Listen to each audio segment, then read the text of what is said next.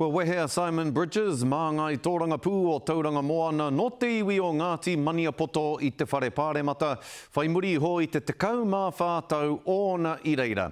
Hei tāne whakahihi ana tōna ngākau ki tōna whakapapa Māori, me tāna tū hei Māori tuatahi ki te arahi o rōpū tōranga pū matua. Aneira a te o Kiwa McLean. E whakairi nei a Simon Bridges i ngā take tōranga pū mo a ke tonu atu. Me tana kauhau mutunga ki te anga raiona. I'm proud of my whakapapa. I'm proud to be the first Māori New Zealander to lead one of the two big parties. Sorry, Winston.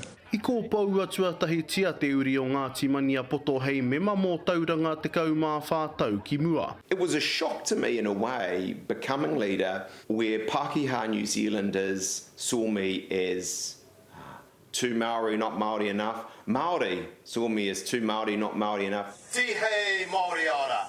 I te kainamutanga mai o te tau pōti, ko reipa, ko nāhina rā rānei te kāwanatanga tika mo te Māori. I don't mean to be overly negative, but the sugar hits. Yep, there'll be this money for that, and there'll be that money for that, and we'll chuck it around because we know where the votes come and we want to do that. But I think with National and under Luxon, what Māori New Zealanders will get is a more long-term perspective. If you want to put it this way, the te tino rangatiratanga of Māori and iwi and what that means for New Zealand long-term. E mārama pū ana te kareretaro kauake ka whakahaere hia e Bridges tāna ke hōtaka pāpāho ki runga i a staff, he oi tērā tonu, te moe moe anui.